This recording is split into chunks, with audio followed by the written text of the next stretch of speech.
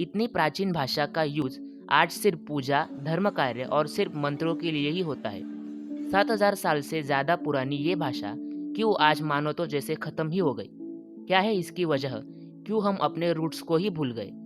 संस्कृत एक ऐसी भाषा जो आज 95% से ज़्यादा लोगों को आती भी नहीं। ये सवाल आप खुद से पूछिए। क्या आज आप डेली रूटीन में या दूसरी जगह संस्कृत का उपयोग करते हो? दुनिया की सबसे पुरानी भाषा संस्कृत भाषा। इसका उल्लेख और यूज सर्वप्रथम ऋग्वेद में किया गया था। ऋग्वेद 5000 साल से ज़्यादा पुराना और वर्ल्ड्स ओल्डेस्ट स्क्रिप्चर है। यह तो सिर्फ प्रूफ हुआ। इसका मतलब ऐसा भी हो सकता है कि 5000 सालों से पहले भी संस्कृत भाषा बोली जाती थी। संस्कृत और तमिल दुनिया की सबसे पुरानी भाषाएं हैं। तमिल आज भी तमिलनाडु और दूसरी साउथ इंडियन स्टेट्स में डेली और day to day life use होती है, पर आज संस्कृत का इस्तेमाल कहीं नहीं होता।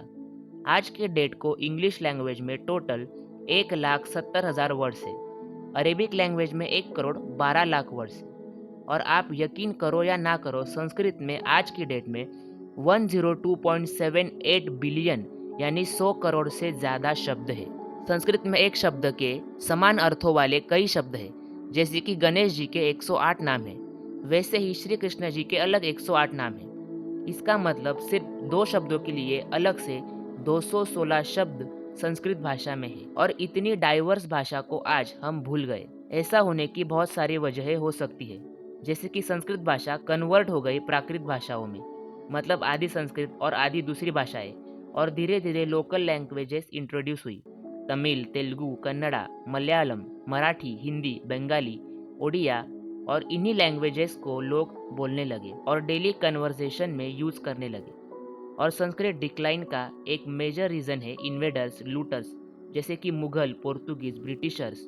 जब भारत अंडर ब्रिटिश रूल था, तब ब्रिटिशों ने इंग्लिश लैंग्वेज को प्रमोट किया। धीरे धीरे इंग्लिश की इम्पोर्टेंस बढ़ने लगी और आज हम ये क्लियरली देख सकते हैं कि इंग्लिश एक नीड बन चुकी है।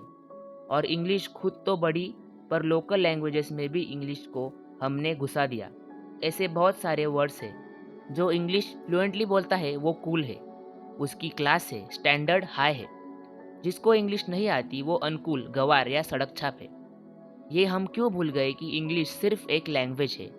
आई एग्री कि आज के समय में वो बहुत इम्पोर्टेंस है और वो आनी ही चाहिए, मगर इसका ये मतलब नहीं कि हम अपनी मदर टंग को ही भूल जाए। संस्कृत तो छोड़ दे, लेकिन इतना इम्पोर्टेंस अगर हमने हमारी मदर टंग को दिया होता, तो शायद आज कोई अमेरिका में बैठा हुआ हिंदी सीख रहा होता, या हमारी लोकल लैंग्वेजेस, कोई मराठी, कोई तमिल, कोई तेलुगु जैसी लैंग्वेजेस को सीख रहा होता और उसकी क्लास ले रहा होता। हमें संस्कृत सिर्फ उतनी आनी चाहिए जितनी कि पूजा विधि, धार्मिक कार्य और जो मंत्रों, श्लोक हम रोज बोलते हैं, एटलीस्ट उसका अर्थ हमें आना चाहिए। और अगर कोई हमसे उसका अर्थ पूछे तो उसे हमें वो बताते आना चाहिए। रिक ब्रिक्स, जो 1980 में नासा में थे, उन्होंने एक मैगजीन में एआई और संस्कृत पर एक आर्टिकल लिखा था, जिसमें उन्होंने कहा कि संस्कृत की सिस्टमैटिक और स्ट्रिक्ट ग्रामर रूल की वजह से हम कंप्यूटर प्रोग्रामिंग और कोडिंग लैंग्वेजेस और आर्टिफिशियल इंटेलिजेंस में संस्कृत यूज हो सकता है। आपको पता है, in present AI have lot of demand.